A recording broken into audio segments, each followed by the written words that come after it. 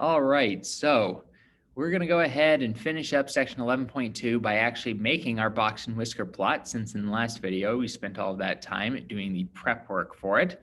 So I've copied down the information that we got from the last video, which are our minimum, our Q1, our median, our Q3, and our maximum, and our outlier at 0. And I've also included the next highest number after our outlier, because we had a low end outlier at 0. So our next highest number is 48.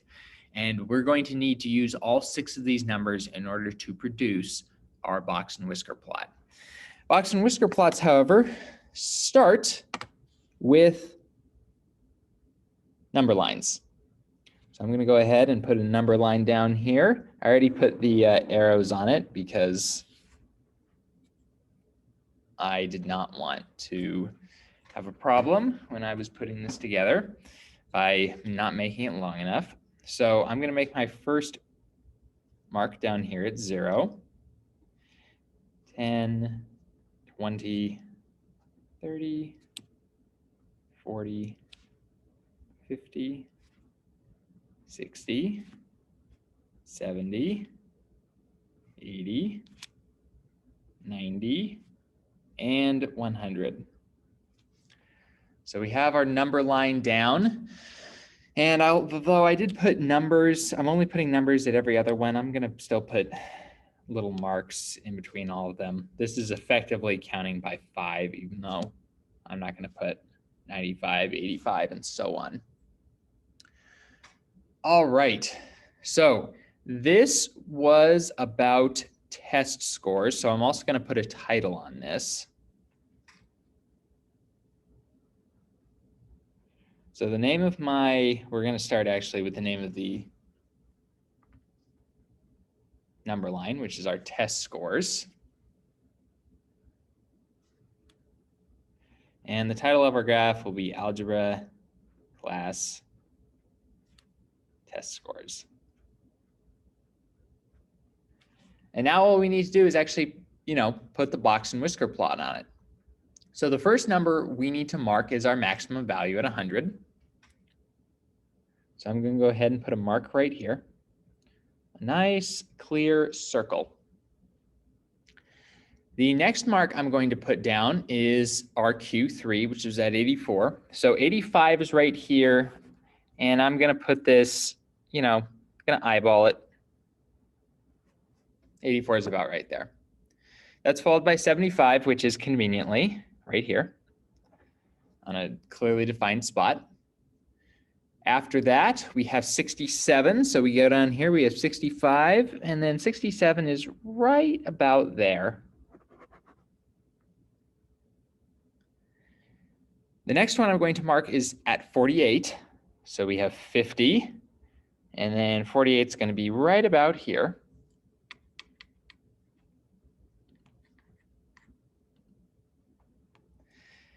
And then we have one more point we need to mark, and that's actually our minimum at 0. And for that minimum, I'm actually going to mark that with an X.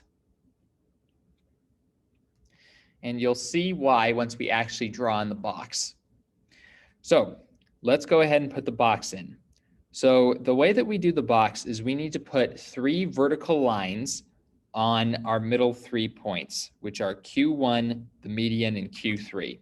So I'm going to put vertical lines in at each of these points. And then I'm going to connect these 3 points into a box.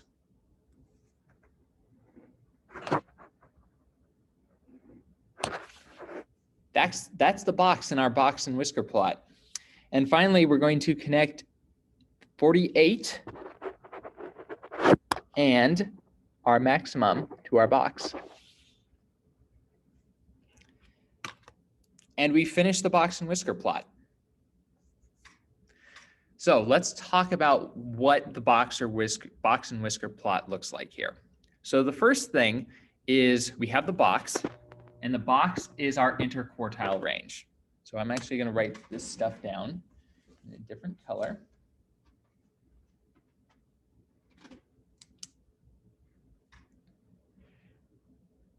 Our box is IQR.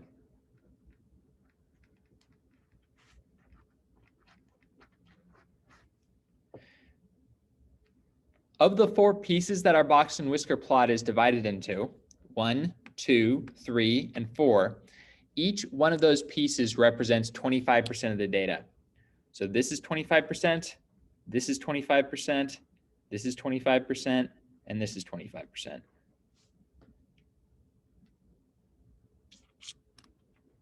Just to be clear, this is one of the whiskers, and this is the other whisker.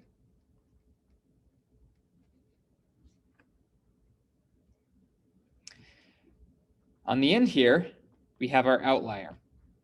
Outliers are not really considered to be, I mean, they are a part of the graph of the box and whisker plot, but they're not really considered to be within one of the whiskers because they just sit out here at the very edge. That was the reason why we went through that whole song and dance of calculating the outlier fences and then determining what numbers we were going to consider to be outliers.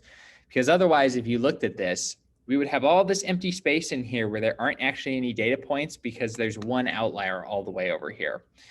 This representing 25% of the data is a little bit more realistic. And one thing you might complain about is you might say, well, we only had 15 or 14 data points or whatever it was. This isn't really exactly 25%. And essentially speaking, that's true. That's just one of the problems with the way that this works. Once you have many, many, many data points, it'll actually, you know, more accurately represent 25%, whereas removing one number over here makes this a lot less. But we were just doing this for an example. So in general, you'll have a lot of data points, and from your 5-number summary, you can then actually know that all of these parts are exactly or very nearly 25%. But essentially speaking, that covers the construction of your IQR, or of your box and whisker plot. The only other thing I'd like to mention is that, and this is a question that I feel like comes up relatively frequently, is if you think about how these box and whisker plots are constructed and the fact that each portion of it is 25%, it's not unusual for people to talk about or to ask questions about the box in here between Q1 and Q3, and being able to recognize that that is in fact 50% of the data, because each of the pieces of the 5-number summary represent a different percentile of the data points. So the minimum is supposed to be the 0 percentile. There's nothing else there's nothing beneath that. Q1 is 25%, 25% of the data is beneath Q1. Median is the 50th percentile. Q3 is 75th, and the max is the 100th percentile. So there's nothing above it. Everything is beneath it. That pretty much covers it. Once you're able to find the 5-number summary, honestly, you've finished the hard part of creating a box and whisker plot, because after that, it's just graphing the darn thing, which honestly is not that bad. The most difficult part is actually choosing your scale down here. You generally don't want there to be more than like 20 points down here, and you generally want there to be at least like 8. So when you're thinking about how many of these check marks you're going to have here, you want to think about that. I ended up using exactly 20. You generally want to be somewhere in that range, because otherwise your graph will end up obscenely long.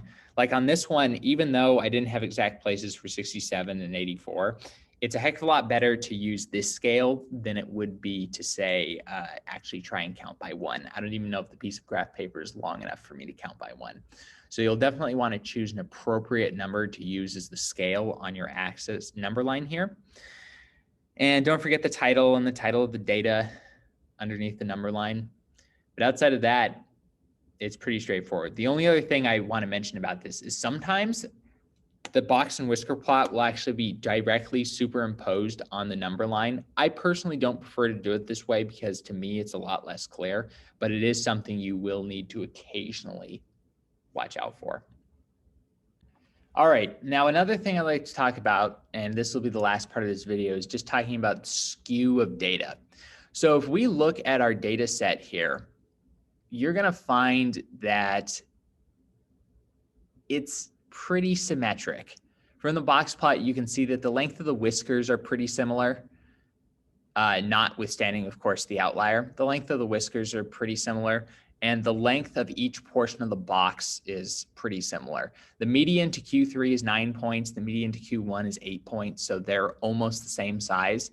And between Q3 and the max, it's 16 points. And then between Q1 and our not minimum at 48, our minimum non-outlier at 48, it's only 19. So it's not really especially skewed in either direction. It's a relatively symmetric set of data. But we're going to look at some box and whisker plots that do not have such a symmetric set of data. And to that, we're going to go to the textbook. So we have 3 examples here, which are the shape of the box and whisker plots, and they're skewed left, symmetric, and skewed right. And it's pretty easy to tell which one is skewed left and which one is skewed right, because the left and right side of those two are much longer than the opposite side, respectively. So it's not actually that much of a problem to tell the difference, which is pretty nice. The other thing I'd like to mention about these is that skewed left is also sometimes called a negative skew. And similarly, skewed right is sometimes known as a positive skew. And if you think about this in terms of our test scores that we were looking at in our box and whisker plots, if there had been a significant number of students, or if the scores on the lower end had been spread out a lot, we would have had a lot lower scores. And proportional to how many people did on the right side, there would have been a lot lower scores, which essentially would drag our mean or our average down. Likewise, with a positive skew, that means that the median is a lower value, but the higher scores are spread out over a much larger area, which means that the average will be higher than our median is. And with the symmetric, the average and the median are just about the same. And I believe when I found the average on what I suggested was a relatively symmetric example that we did earlier in the video, I think the average was something like 73. So it's pretty close to our median of 75, meaning it's pretty symmetric. Now, the other thing I want to point out here is, I don't know why it says this. It says most of the data are on the left and right side of the plot, respectively, when it's describing the skewed distributions. Those two statements are both just wrong. They're both wrong statements because there's an equal amount of data on each side of the plot. It's just that one of the 50% of data, everything below the median in the skewed left is really spread out, and all the data above the median in skewed right is spread out. But there's still the same amount of data on each half of the median, because the median, by definition, divides a data set into 2 equal halves in terms of the number of points. All right, so that covers the skew of box and whisker plots. You pretty much just need to be able to identify plots that are skewed left and skewed right, which just requires that you see which half looks way longer. Occasionally, you can get some more strange distributions than this, where one half of the box will be, like in the skewed left, for example, if our median had been over here, occasionally you'll see weird stuff like this, where one half of the box is a lot larger and spread, but then the whisker on the other side is a lot smaller. I don't think you'll see that too frequently when you're working with these problems, because I don't think Algebra 1 is interested in messing with you to that degree, but be aware that it's something that can conceivably happen when you're working with your own data. Anyway, that covers box and whisker plots. I'll have a couple of example problems for you to work through in the textbook, as well as some examples or some questions to see how well you understood this video.